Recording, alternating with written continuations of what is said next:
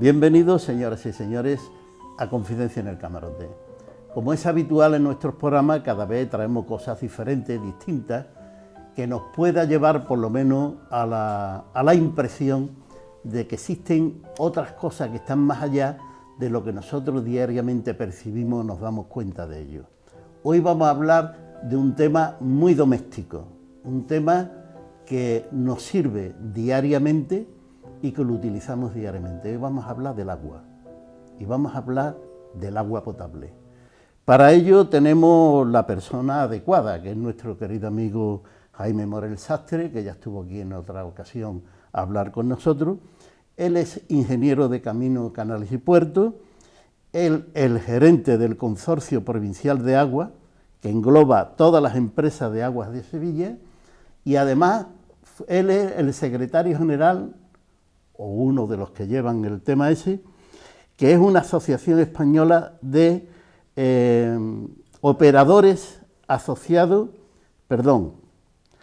Asociación Española de Operadores Públicos del Agua. Y Jaime Morel ahí es una persona fundamental. Pero además Jaime Morel es muy amigo nuestro, lo conocemos hace muchísimos años. Yo lo conozco desde que él, ingeniero de Diputación, y sustituye a una persona que llevaba allí muchísimos años, era un ingeniero muy joven, pero después este ingeniero es el que ha hecho el puerto de Gervés, es el que ha dirigido las obras del puerto de Gervés. Es un hombre fraternalmente amigo nuestro, que lo conocemos hace muchísimos años, y hoy vamos a hablar del tema ese del agua. Pero vamos a hablar de los peligros del agua, vamos a hablar de los problemas que en este momento tiene el agua de poder ser privatizada, y después todo esto incluido en el cambio climático puede llevar al agua a grandes problemas, a la humanidad a grandes problemas con el agua. Bueno, y de todo eso vamos a hablar para que tengamos una idea más exacta cuando cogemos el vaso y nos ponemos a beber de qué es lo que hay detrás del tema del agua. Hay un tema también importante que es genial a mi juicio, y es los gestos de solidaridad que tienen las empresas del agua de Sevilla, con otras ciudades, con otros pueblos, con otros países, que parece mentira, pero que hacemos un trabajo interesante desde Sevilla, casi sin saberlo, de solidaridad. También vamos a hablar de eso. Bien, pues ya estamos en Confidencia en el Camarote, y recordarle que estamos con nuestro querido amigo Jaime Morel Sastre. Hola, Jaime. ¿Qué tal? Encantado de que esté con nosotros otra vez aquí, ¿eh? Pues encantado yo. Voy a saludar a nuestras amigas y nuestros amigos que están en el plató, desearle que tengan un buen programa. Yo creo que vamos a hacer un buen programa, lo vamos a pasar bien, vamos a aprender cosas, y para eso estamos aquí, ¿eh? Jaime, me sorprendió muchísimo el programa que hicimos anteriormente, que era una cosa que lo he dicho en la entrada, pero que era sorprendente, ¿no? Que es nuestra capacidad de solidaridad con otros países subdesarrollados. Y cuando tú explicaste eso en el programa ese, la verdad que tuvo un impacto, y me lo han comentado gente que han visto el programa o lo han escuchado, de desconocer totalmente esa capacidad. O sea que podemos sentirnos que somos solidarios y no lo sabemos. Sí, efectivamente. ¿Ahora qué estás haciendo en el tema ese? Efectivamente, tenemos ya una larga experiencia en proyectos de cooperación al desarrollo y tenemos ya experiencias como para demostrar que las cosas pueden funcionar, y también la experiencia suficiente, Ángel, para comentar que hay determinadas fórmulas de la cooperación, de la ayuda oficial al desarrollo, que no está consiguiendo su fruto. O sea que hay una experiencia constructiva y una experiencia crítica, ¿no? Y lo que debe ser normal, sobre todo cuando hablamos de cooperación al desarrollo en materia de agua, ¿no? De abastecimiento, de saneamiento, de depuración, de gestión de cuencas, que normalmente son siempre fondos gubernamentales, bien sean del Estado, de la autonomía, cooperación descentralizada, ayuntamientos, diputaciones. O sea, ninguna administración deja de tener su fondito de cooperación, ¿no? Pues cuando en materia de agua tenemos que asegurar que lo que se haga sea sostenible en el tiempo, lo que realmente no tiene sentido es que la administración no use sus propios medios, y sus propios medios son sus empresas públicas. O sus organismos públicos, que saben hacerlo y que forman parte del Estado, y que son los que pueden asegurar que la sostenibilidad de estos proyectos pues culmine, y para eso se necesita tiempo, 4 o 5 años. La cooperación al desarrollo es generar capacidades y resolver un problema para siempre. No es suministrar, no es ayuda humanitaria y no es vender maquinaria que no son capaces de hacer funcionar. Entonces, en ese proceso de definición que hay que hacer, cómo debemos trabajar con las personas para que acepten las soluciones, cómo debemos formar para que sean capaces de gestionar aquella infraestructura, cómo se debe sostener económicamente, cómo se puede crear un ente de gestión municipal. Todo lo que aquí parece obvio, de un Estado de Derecho, con un marco institucional estable, pues en otros muchos sitios no existe. Entonces, nos dedicamos siempre a lo caro desde el punto de vista de dinero, que es invertir, pero lo barato, que es trabajar con las personas, pero es muy duro, porque necesitamos mucho tiempo, eso no se hace. Y claro, en todos estos procesos de cooperación, ayuda oficial al desarrollo, hay un momento en que termina la financiación. Si en el momento que termina la financiación se acaba la colaboración, se puede venir todo abajo. Se viene todo abajo. Normalmente se vienen muchas cosas abajo. Y yo he visto ejemplos verdaderamente, calamitosos, ¿eh? Si las empresas públicas, y hablo en materia de agua, pero en otras materias puede ser exactamente igual. Si las empresas públicas que formamos parte de la administración y que nuestra obligación y nuestro deber como operador es gestionar este recurso, no nos cuesta nada apoyar durante 4 o 5 años hacer un seguimiento sin ánimo de lucro, sino por el deber que tenemos de ser solidarios, de ser justos y además de que estamos rentabilizando los fondos que estamos aplicando de los impuestos de todos nosotros. Porque si no, haremos algo que dejará de funcionar.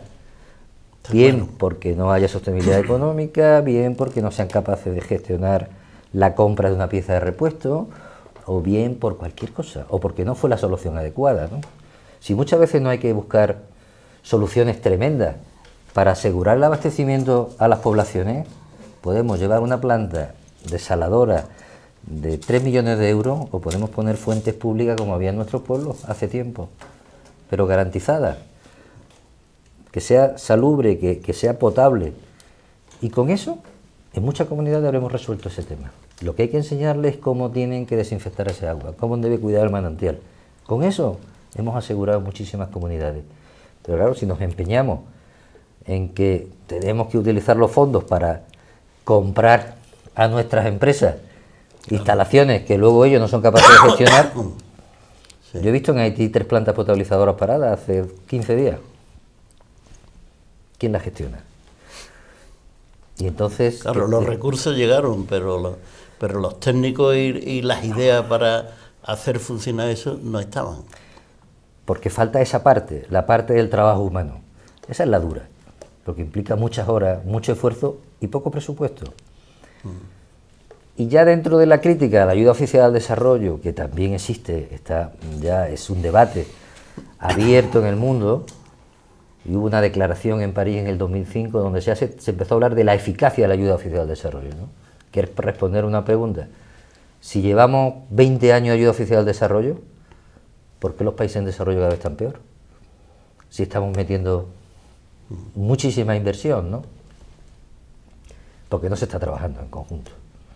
Muchas veces la ayuda oficial al desarrollo no se trabaja conforme a los criterios de mayor necesidad, que los marca el Programa de Naciones Unidas para el Desarrollo, el PNUD, son públicos, dónde hay que trabajar más y en qué sectores.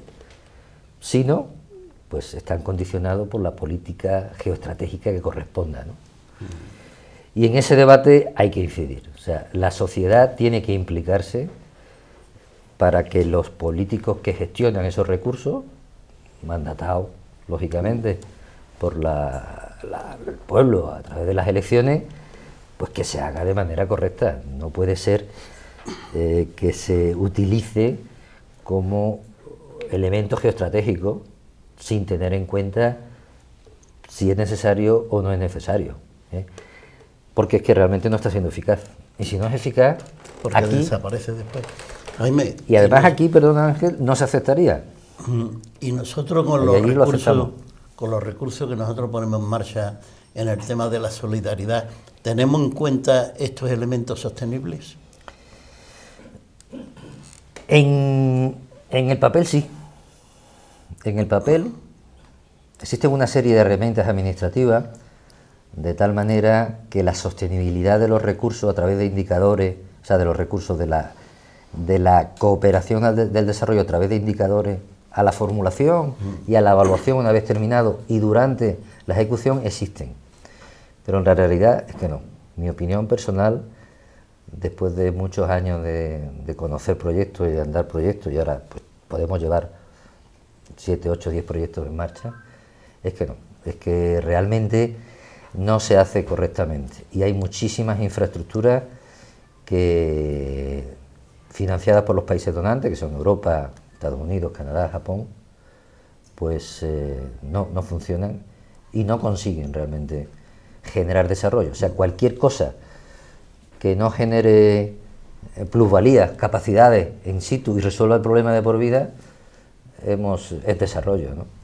¿Estaban ustedes promocionando algún tipo de iniciativa en África con respecto a cultivo, no? Tenemos un proyecto en Malawi importante, cuya escuela empieza a funcionar ahora en enero, que es, pues eso, enseñarle a que con lo que ellos tienen, que tienen tierra, tienen lluvia, agua, 4 veces lo que llueve aquí, un lago de 1000 kilómetros de agua dulce, tienen mano de obra y tienen ganas de hacer cosas, pues enseñarle eso, a utilizar herramientas básicas. No conocen el arado romano, le estamos enseñando. No conocen, olvidaron hacer semillas, porque le metieron las semillas transgénicas. Y no pueden cultivar sus propias variedades. No saben hacer compost, abonos orgánicos, tienen que comprar abonos. Entonces es una dependencia de tal calibre que el hecho de que además se dé un cultivo o no se dé un cultivo implica que haya hambre o que no haya hambre, implica la vida o la muerte. No es que suba o baje el precio, como puede ser aquí. Implica la vida o la muerte. Es suficientemente serio eso como para que se haga correctamente. Entonces hemos hecho 2 presas, tenemos una escuela muy bien dotada y ahora mismo hay 2 ingenieros allí que están trabajando. Esto es un proyecto que con la Diputación, con el consorcio, con Diputación Sevilla, Málaga, Huelva, o sea, el FANSI, o sea, un grupo de gente de Andalucía que están potenciando, pues queremos poner en marcha. Y lo que queremos es enseñar a los agricultores de determinados poblados para que repliquen. Sí. Repliquen esa experiencia. Ahí estará pudiéramos decir, la contraposición de los que quieren que cultiven los transgénicos para después sacar de ahí el combustible, que es lo que intentan hacer, ¿no? Bueno, en África la colonización, los 100 años de colonización que hubo, se cargó una generación y una cultura. Entonces, y los recursos también. Claro, vivían con sus medios, con su hábitat, y desapareció eso. Entonces les enseñaron a cultivar como mano de obra barata o esclava determinadas cosas. Y entonces pues ahora, aparte de que han perdido muchísimas semillas propias, pues cultivan maíz. ¿Y qué le traen? Pues la semilla transgénica. Entonces o compras la semilla o no sale, ¿no? Claro. Y o le echas abono químico o no sale, ¿no? Jaime, vamos a parar un momentito el programa, pero volvemos enseguida. Muy bien. Bien, pues estamos de nuevo en Confidencia en el Camarote y recordarle que estamos con nuestro querido amigo Jaime Morel y estamos hablando de todo eso que está en torno al agua. Jaime, me gustaría que me contestara una pregunta para después entrar en otros temas también interesantes que tengo previsto hablar contigo. Ese tanto por ciento del que sale la inversión para establecer la solidaridad internacional, ¿sale de alguna norma establecida por el gobierno, por las Naciones Unidas, por quién? ¿Eso de dónde sale? Bueno, realmente hubo un compromiso, que si recordáis lo más antiguo, que fue aquella acampada que se hizo en la Castellana reivindicando el 0,7, ¿no? Sí. del PIB para dedicar a la cooperación internacional, y eso prácticamente no ha llegado a ningún país, salvo los países nórdicos, Noruega, Finlandia, que son porcentualmente más solidarios que nosotros. España es un país solidario, y Andalucía, como comunidad autónoma, como región europea, es la más solidaria porcentualmente. Es así, sumando la cooperación descentralizada y la cooperación de la Junta de Andalucía, de la Agencia Andaluza de Cooperación. Eso no lo saben los andaluces, pero es así. Lo que pasa es que los fondos de cooperación de la ayuda oficial al desarrollo, que suma la de las agencias estatales, Agencia Española de Cooperación, o las agencias autonómicas y la cooperación, ya hemos dicho, descentralizada, que es la que hablamos de los municipios, corporaciones locales, pues eso había unos compromisos del gobierno actual, del Partido Socialista, de conseguir hasta un 0,4. Se ha avanzado bastante, porcentualmente, no se ha llegado, es verdad que la crisis es importante, pero ha habido esfuerzos presupuestarios importantes, y yo creo que ha habido compromisos serios. Ya en la eficacia de esos compromisos donde yo tengo mis dudas, ¿no? Por ejemplo, España, no sé si conocéis que en el 2000 se firman los objetivos del milenio, que son unos objetivos que firman 170 países, donde dicen que de aquí al 2015 pues se van a conseguir determinadas metas, entre ellas erradicar la pobreza al 50%, erradicar la falta de agua potable al 50%, tal. Eso no se va a cumplir, ya lo sabemos que no se va a cumplir. Porque Naciones Unidas como organismo pues no tiene capacidad ejecutiva sobre los países. Los países se comprometen y luego tienen que arbitrar las fórmulas cada uno en su legislación y en sus presupuestos para conseguir ayudar o poner eso en práctica, ¿no? Entonces, dentro de los objetivos del milenio, España aprueba un fondo de agua para América Latina y Caribe de 1.500 millones de dólares, exclusivamente para agua y saneamiento, en zonas periurbanas y rurales. Es el mayor esfuerzo que ha hecho ningún país nunca, como Estado, como gobierno, para intentar conseguir ese acceso al agua potable y al saneamiento básico. Van unidos, el saneamiento básico va unido al agua potable, que es el mejor sistema de prevención de salud, de trabajar en la defensa de la mujer en estos países, que es la encargada de ir a por ese agua, ¿no? Mujeres y niñas y niños. Prevención sanitaria de enfermedades diarreicas que hace que la población pues realmente... O sea, es de tal importancia que dentro de los objetivos del milenio, en el 2006, Naciones Unidas dice o trabajamos en agua y saneamiento o vamos hacia atrás. Y doy un par de cifras, por ejemplo, que son de Naciones Unidas. Eso está colgado en la página del PNUD, Programa de Naciones Unidas para el Desarrollo. Se puede ver. O sea, las enfermedades producidas por la falta de agua potable y saneamiento es en países, por ejemplo, del África subsahariana, África negra, es más del 7% del PIB, lo que disminuye por falta de productividad, por enfermedades, y por lo que cuesta curar a esas personas que han enfermado. Pues toda la ayuda oficial al desarrollo en esos países no llega al 6%. O sea, no trabajamos en políticas activas y en políticas que resuelvan los problemas. Y realmente no es responsabilidad exclusivamente del país donante, también es del país receptor. Claro. Por supuesto. Pero bueno, todos sabemos que si hay que comprar materias primas baratas, mejor tener un dictador gobernando el país que no reivindique sus derechos, que no tener una sociedad educada y democrática que pueda decir, oye, yo no voy a vender más petróleo barato, voy a vender gasolina, o por lo menos dentro de 50 años voy a vender gasolina. Claro. Y eso pues tampoco se trabaja. Quiere decir esto, que los recursos económicos que nosotros ponemos en marcha para la solidaridad internacional son recursos que van, pudiéramos decir, en el pago nuestro de nuestra agua diaria.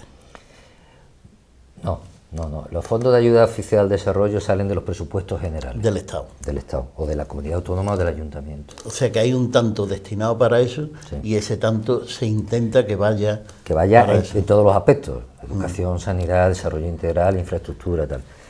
Lo que pasa es que realmente la eficacia de esa ayuda es Pero ¿cómo muy llega baja. eso a la empresa del agua para que después haya esa distribución? Bueno, el plan director de cooperación prioriza unos sectores, y uno de ellos el agua, que ha sido a demanda de movimientos ligados al agua, porque el plan director anterior no lo era. Entonces hay un porcentaje de esa ayuda que se dedica a proyectos de agua. Pero no, de nuestro punto de vista, y además como asociación, nosotros como Asociación Española de Operadores Públicos, de la que yo soy secretario general, tenemos año y medio de funcionamiento, pero ya estamos bastante situados institucionalmente, estamos sentados en el Consejo de Coordinación del Fondo de la Agencia Española de Cooperación para distribuir esos fondos, pero realmente no nos hacen mucho caso, y estamos hay buena intención. Estamos siendo críticos de cómo Jaime, se está haciendo. Vamos a intentar ser más concretos, porque tengo algunas preguntas. Por ejemplo, hace muy poco tiempo recibí un correo que nos advertía de la privatización del canal Isabel II, en Madrid, sí, que es el que da toda el agua o casi toda el agua a Madrid, ¿no? La Comunidad de Madrid. ¿Qué diferencia puede haber entre que ese agua la administre los recursos públicos de los ayuntamientos, las empresas públicas o tal, o eso lo pueda llevar una empresa privada? Por ejemplo, estamos ante unas elecciones y ahora hay un riesgo indiscutible. Las empresas del agua de Sevilla pueden seguir siendo públicas o pueden dejar de ser públicas. Depende de cómo vote la gente, eso es lógico, ¿no? Puede ser. Entonces, ¿por qué se le ocurre a la Comunidad Autónoma de Madrid de privatizar el canal de Isabel II? Pues el tema es muy sencillo, muy claro. Lo que ocurre es que hasta ahora no ha formado parte del debate político ni del debate social. Lo estamos intentando introducir, ¿eh? Y es muy sencillo. La gestión del recurso a nivel supramunicipal es competencia estatal, confederaciones o autonómicas, ¿no? Pero el agua potable y el saneamiento es competencia municipal. Tú has sido alcalde y lo sabes bien. Que se une en entidades supramunicipales para hacer las cosas mejor, ¿eh? Pero es una competencia siempre municipal. ¿Qué ocurre? Que los ayuntamientos tienen una financiación precaria, lo sabemos, y habrá que abordarla en su momento mediante la oportuna ley de financiación de los ayuntamientos. Pero claro, los alcaldes, como responsables último del municipio, pues tienen necesidades de financiar muchas cosas de las que tienen competencias y obligaciones, pero no tienen recursos.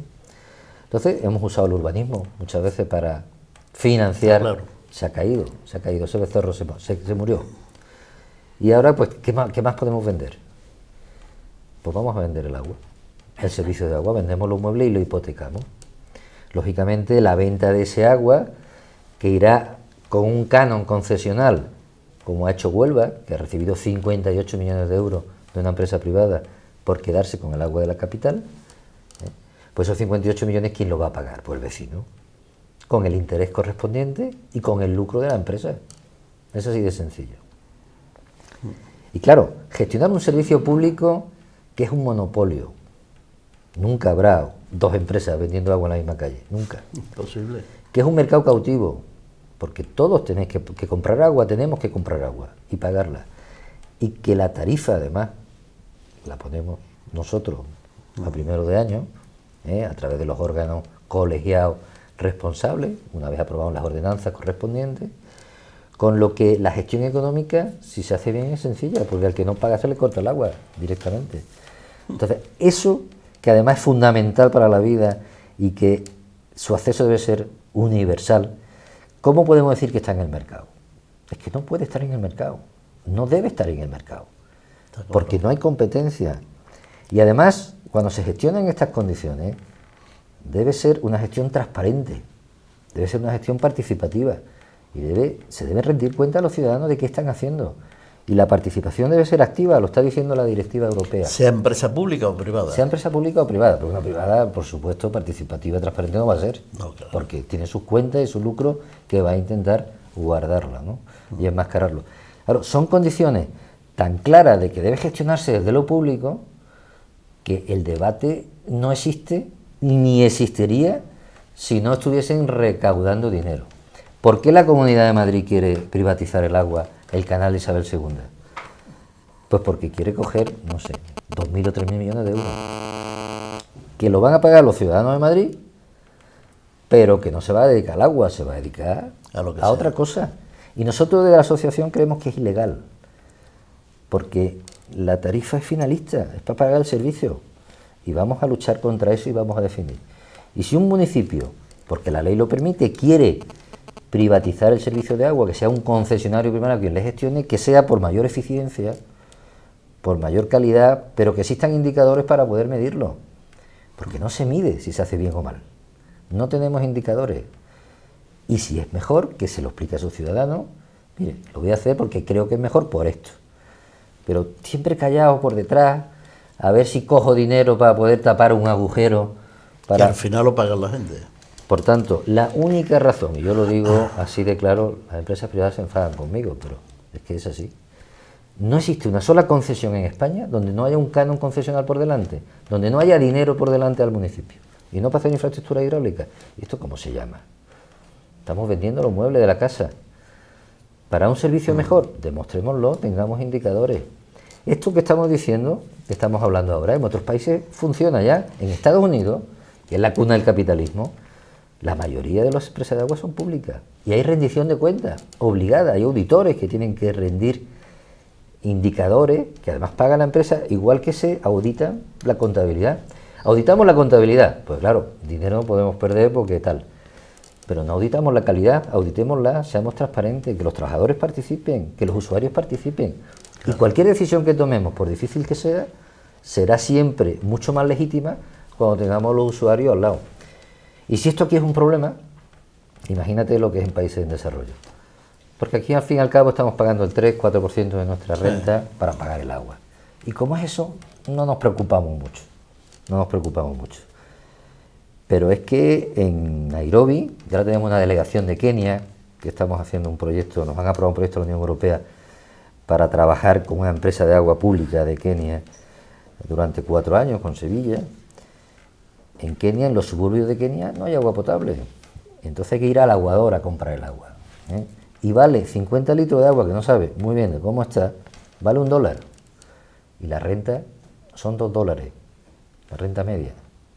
Joder. O sea, el 50% de tu renta va a comprar 50 litros. Y aquí estamos pagando €1,40, €1,50 por un metro cúbico, 1.000 litros. O sea, no porcentualmente es una barbaridad, no, sino que el precio es muchísimo más alto, más alto que en Londres, que en Estados Unidos. Y eso no se arregla desde lo privado. Pero el privado tiene espacio, claro que lo tiene, pero lo que no puede decidir, ni debe decidir, son las competencias públicas de algo tan básico como eso.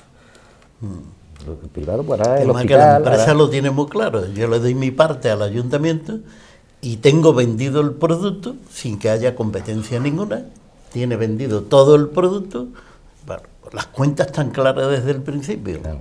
Y además son a 25 años las concesiones, 20, 25 años, con lo que la gestión se hipoteca, ¿no?, durante mucho tiempo. Sí. Y no hay manera de controlarlo. Luego, si hay que echarlo, que se puede caducar una concesión o rescatar, pero claro, se ha puesto dinero, hay que indemnizarlo. Ahora que el alcalde busca en su municipio de sus presupuestos, eso, porque quedamos hipotecados. Jaime, vamos a detener un momento el programa, pero venimos en un momento.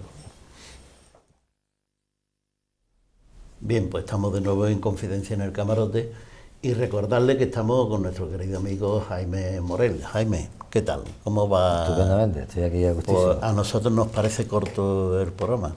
Bueno. Y nos parece corto porque hay un montón de preguntas a las que, bueno, se van a hacer las que se puedan ahora porque hay una serie de amigas y nuestro amigo también que va a hablar haciendo preguntas precisamente. La primera va a ser Teresa Dugo. Hola Jaime, Como dice Ángela, hay muchas preguntas para hacer, pero hay una que en el día a día del pueblo, como habéis estado hablando de las empresas públicas y privadas, en el día a día cuando nos dicen, hemos cambiado de Macesa a Aljarafesa, hemos cambiado porque nos viene mejor, porque pertenecemos a la zona no sé qué, la verdad es que los ciudadanos no sabemos muy bien qué diferencia hay y por qué se cambia uno. Siempre suponemos que porque el que manda se lleva algo para adelante. Perdón un momento. El que manda se lleva algo por delante, ¿qué quiere decir? ¿Que se lleva algo para su pueblo o se lleva algo para él? Porque hay que tener cuidado con eso. Supongo, no, digo, me refiero siempre pensando en el pueblo, en la comunidad. Vale. No me atrevo a personalizar porque habrá casos y casos, ¿no? Bien, Jaime. Vamos a ver, el agua es un derecho y además en septiembre se aprobó en Naciones Unidas que era un derecho humano, el agua y saneamiento, y por tanto hay que garantizar, los estados tienen que garantizar en su constitución y en su legislación el acceso universal al agua y al saneamiento, y debe hacerse en las mismas condiciones, es decir, que no puede haber ninguna diferencia, no debe haber ninguna diferencia por el mero hecho de haber nacido en un sitio u otro, para que el servicio sea de mejor o peor calidad. Entonces un ciudadano de Sevilla, del Aljarafe, de la Sierra Norte, de la comarca de Estepa, de la Campiña o Sierra Sur, tiene que recibir el mismo servicio con la misma calidad y el mismo precio. Y el mismo precio. Ese sería el objetivo final. Algo que es normal con la electricidad, que es normal con la telefonía, con el gas. En el agua todavía no.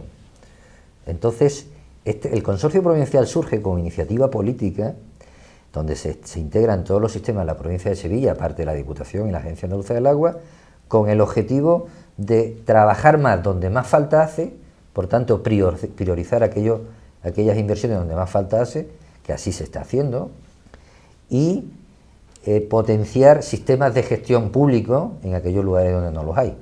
Y los sistemas maduros, que son pues los que tenemos en Sevilla y en el área metropolitana, Macesa, Aljarafesa, Huetna, que están interconectados ya hidráulicamente, ¿no? Que el agua puede pasar de un sitio a otro, tal, pues trabajar en la integración y en la fusión de los sistemas, para que no le pongamos fronteras donde no las debe haber. Esto tiene una historia de desarrollo quizás discontinuo, pero que ya no tiene ningún sentido, porque además tenemos que hacer más eficaz el servicio, y para eso, cuanto mayor sea la población que se suministra, pues mejor. Yo pongo un ejemplo. Concreto, muy concreto. El ratio por habitante en Sevilla capital puede ser de 20, un índice, ¿no? La inversión que habría que hacer para prestar ese servicio. En la Sierra Norte es de 100 por habitante. ¿Por qué? Porque una tubería pues abastece a 2 o 3 calles y se rentabiliza mucho. Pero en San Nicolás del Puerto, que son 300 habitantes, o el Madroño, que son 150, pues la inversión es mucho mayor, pero la solidaridad interterritorial, el equilibrio está ahí, y la única manera es de hacer. Lo que no podemos hacer más grande, los grandes cada vez, y los pequeños cada vez más pequeños. Esto hay que no bajar, sino subirlo, y entonces en eso estamos trabajando. Por tanto, las decisiones que se toman de este tipo deben ir en esa dirección. Ya casos concretos, pues habrá de todo, pero en esa es la dirección de trabajo. Tenemos que ser más concretos. Okay. Charo. Yo no puedo ser más concreta, porque creo que el tema del agua es básico para la vida. Entonces, creo que nosotros como elementos que estamos utilizando, y más las mujeres, el agua la estamos desperdiciando totalmente. Hacemos muy mal uso de ella.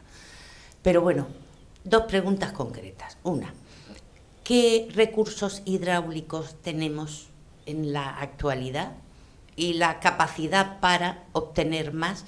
Y dentro de esa capacidad, ¿qué índice, y si realmente sale bien, tienen las plantas desalinizadoras del agua del mar?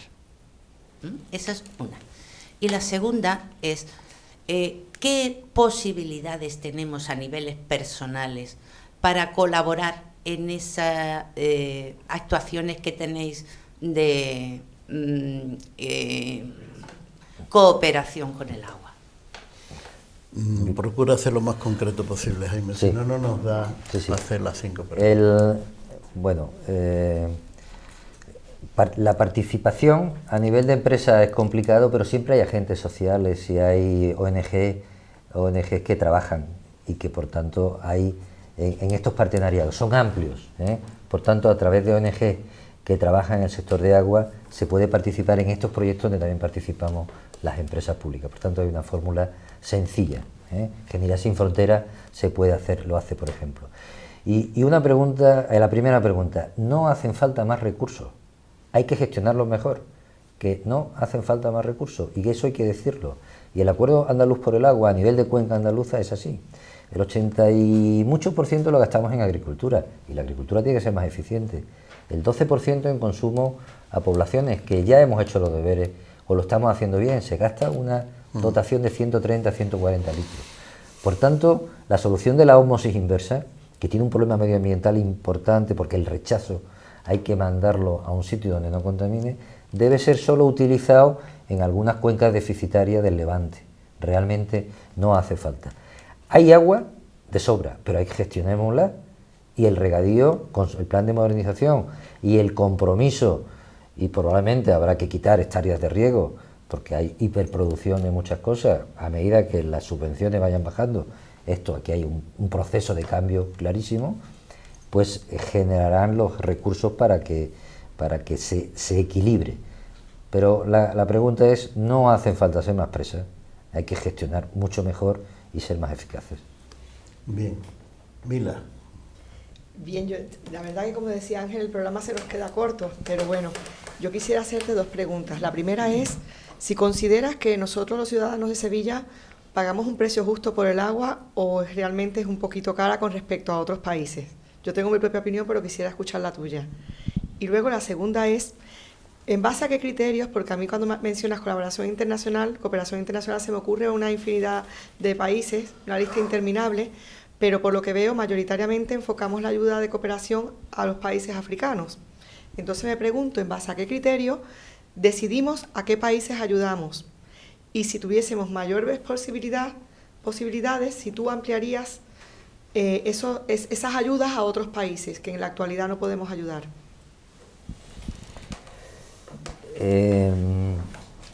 Vamos a ver, la cooperación se presta conforme la ayuda oficial de desarrollo, conforme al plan director de cooperación, que fija unos países prioritarios, tanto a nivel autonómico como a nivel estatal. ¿El por qué se fija esos países prioritarios? Pues normalmente hay intereses geoestratégicos, y hay que decirlo así, de claro. No es por mayor necesidad, ni tampoco porque se coordina a nivel de Europa, porque todos los países de Europa hacen lo mismo. Entonces, en Mozambique hay acuerdos pesqueros, bueno, pues vale. En Malawi no tenemos embajada directamente, y Malawi está por detrás, como índice de desarrollo humano. Entonces, ese es un debate que la sociedad debe poner encima de la mesa, ¿eh? Vamos a trabajar donde más falta hace y coordinado con el resto de Europa en aquellos países que están donando, ¿no? Pero no se hace, pero se fija con países prioritarios. A veces tienen que ver con esto y otras veces tienen menos que ver. Se trabaja mucho en América, también se trabaja en Asia, ¿no? Pero América y África, básicamente, pero también en Asia la ayuda oficial de desarrollo tiene. Pero claro, si yo dijera que el primer país receptor de Asia en ayuda oficial de desarrollo es China, ¿qué diríais? ¿Qué motivos hay? Porque China nos está vendiendo que está creciendo al 12%, que ya es la segunda potencia mundial. Bueno, porque se fomentan acuerdos comerciales. Es una manera también de pagar eso. Y respecto al precio del agua, yo creo que el agua es el precio del ciclo del agua, de abastecimiento, del saneamiento, de la depuración en Sevilla, y hay una media en los sistemas maduros más o menos similar, está bien, es equilibrado y respecto al resto de España está en ese entorno. Lo que hay que ser más transparente, lo que hay que hacer es explicarlo. Lo que no hacemos es explicarlo bien. Y tenemos un sinfín de facturas con tramos y con historias que a veces, aunque no se quiera engañar, parece que queremos ocultar algo. Y una de las cosas que la ley de agua andaluza aprobada, que es de las mejores que se han hecho, es una ley muy buena que puede permitir hacer muchas cosas, es unificar la estructura tarifaria. El Defensor del Pueblo ya dijo que eran incomparables, porque hay tal cantidad de baremación y de bloque y de tal, y tenemos que ser transparentes, le tenemos que contar a los usuarios de manera sencilla qué están pagando por el agua y por qué. El precio yo creo que está bien, la tarifa media, pero no son claras las facturas y hay que clarificarlas. Ana. Yo quería saber si sobre este aparato que nos han mandado, que absorbe el agua del aire como una especie de molino y también electricidad, ¿eso puede ser rentable? ¿Saca el agua de cualquier parte? O sea, ¿puede absorber agua en un desierto? No conozco bien la tecnología, no conozco bien esa tecnología, pero realmente haría falta trabajarla en la situación concreta y en la coyuntura concreta que se dé. Yo soy poco dado a ir descubriendo América permanentemente, ¿no? Porque tenemos tal cantidad de soluciones técnicas sencillas, bombas manuales, bombas de pedales, bombas de todo, vamos, y desde el pozo de toda la vida, el pozo indio ancho, protegido con su brocal, o si es árabe con su bóveda para que no se contamine. O sea que hay muchas fórmulas de trabajar de manera sencilla. Y la tecnología aplicada al desarrollo humano debe ser muy, muy sencilla, Entonces, no la conozco bien, pero la energía eólica, por supuesto, aunque solo sea para mover una bomba, los molinos de viento han triturado cereal y molido cereal y sacado agua, pues son, por supuesto, vamos, válidas para estudiarlas, ¿no? Jaime, Servando. Muy concreto porque nos falta ya. Pues el ciclo del agua, normalmente el recorrido es a través del mar. Si hay contaminación del mar, como ha pasado por ejemplo ahora en Japón, y eso nos ocurriera aquí, ¿estamos preparados? ¿Cómo lo solucionamos? Bueno, yo creo que para una catástrofe de las características de desastre nuclear no estamos preparados ninguno, ¿no? Lo que efectivamente el ciclo es evaporación y lluvia, ¿no? Permanente. No sé cómo incidiría eso realmente, pero vamos, me da la impresión de que no estamos preparados en absoluto. Me da la impresión si tuviéramos un problema de ese tipo. De todas maneras, Jaime, ahora que ya ha terminado las preguntas de nuestros amigos y nuestras amigas, este tema tiene mucha tela que cortar, porque es un tema tan básico como es el agua. Y la verdad es que desconocemos, la mayoría de la gente desconocemos el intríngulis de la cuestión, ¿no? Porque claro, teníamos que hablar qué pasa con el cambio climático, lo que se parece que se avecina, ¿no? Que el agua va a ser uno de los temas más importantes en el que se van a mover los países. Y que nosotros, afortunadamente, por ser un país seco, pues tenemos grandes cantidades de pantanos y de historias que ahora mismo, afortunadamente, los tenemos llenos, ¿no?